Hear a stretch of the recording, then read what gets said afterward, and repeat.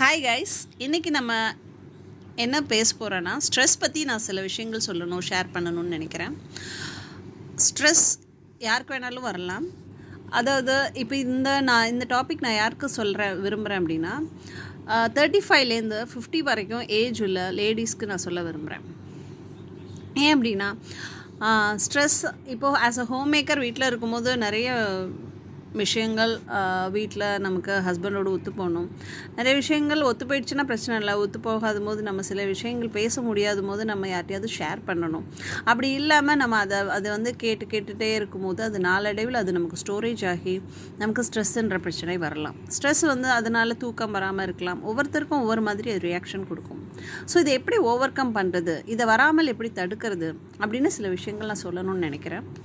So maybe சில பேருக்கு இது யூஸ்ஃபுல்லாக இருக்கும் அப்படின்னு சொல்லிட்டு நான் நம்புகிறேன்.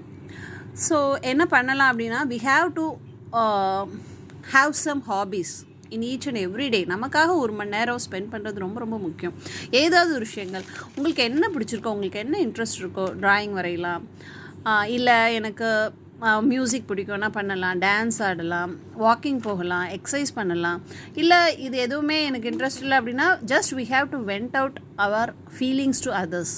மேபி உங்கள் பேரண்ட்ஸாக இருக்கலாம், பட் அந்த பர்சன் யார்கிட்ட நீங்கள் சொல்ல போகிறீங்களோ அவங்க ரொம்ப உண்மையானவங்களாக இருக்கணும்.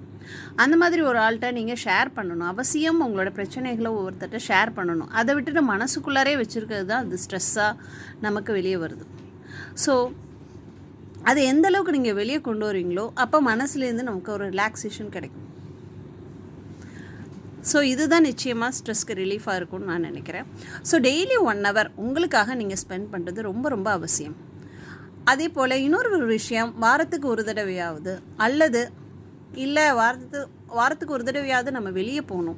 நிச்சயம் எங்கே பக்கத்துலையாவது ஏதாவது ஒரு பண்ணாதான் மனசில் ஒரு ரிலாக்ஸேஷன் வரும். நம்ம ஜஸ்ட்டு கிச்சன் வேலையே செஞ்சுட்டு ஹவுஸ் க்ளீனிங் இந்த மாதிரி ஒர்க்கே பண்ணிவிட்டு வீட்டுக்குள்ளாரே இருக்கும்போது அதுதான் ஸ்ட்ரெஸ்ஸாக வருது. ஸோ நிச்சயம் வெளியே போகணும். அப்படி நம்ம வீக்லி ஒன்ஸ் அட்லீஸ்ட் போக முடியலன்னா அட்லீஸ்ட் மந்த்லி ஒன்ஸாவது வெளியே போகணும். ரொம்ப தூரம் போக முடியலையா, பட்ஜெட் பிரச்சனை, அட்லீஸ்ட் ஒரு பார்க்கோ, பக்கத்தில் இருக்கிறது ஏதோ ஒரு ஷாப்பிங்கோ, சின்ன சின்ன திங்ஸ் ஏதாவது வாங்கோ, வெளியே அவசியம் போகணும். நீங்கள் நிறைய படிச்சிருக்கீங்க அப்படின்னா ஃபேமிலியை ஒரு பக்கம் பார்த்தாலும் ஏதாவது ஒரு விதத்தில் ரெண்டுத்தையும் பேலன்ஸ் பண்ணி நீங்கள் வேலைக்கு போகிறது ரொம்ப ரொம்ப முக்கியம். அதுவும் பெண்கள் வேலைக்கு போனால் மட்டும்தான் இந்த சமுதாயத்தில் நல்ல ஒரு மதிப்பு கிடைக்கும். எவ்வளவோ பெண்கள் நிறையா படிச்சுட்டு வேலைக்கு போக முடியாமல் இருக்காங்க. ஸோ அவங்களுக்காக தான் நான் அது சொல்கிறேன். அது இப்பொழுது தெரியாது, குழந்தைங்கள வளர்க்கும் போது நமக்கு தெரியாது. குழந்தைங்க ஒரு ஸ்டேஜுக்கு வந்துட்டு அவங்க காலேஜ் அவங்க லைஃப்பை அவங்க பார்த்துட்டு போகும்போது நம்ம தனிமையாக இருக்கும்போது தான் ஐயோ விட்டுட்டோமே, நம்ம படித்தது வேஸ்ட்டாக போயிடுச்சு அப்படின்ற ஒரு ஃபீல் வரும். எவ்வளோ படித்து கோல்டு மெடல் வாங்கியிருக்க லேடிஸ்லாம் கூட வேலைக்கு போக முடியாமல் இருக்க பெண்களை நான் பார்த்துருக்கேன். இன்ஃபேக்ட் நானும் அந்த மாதிரி தான்.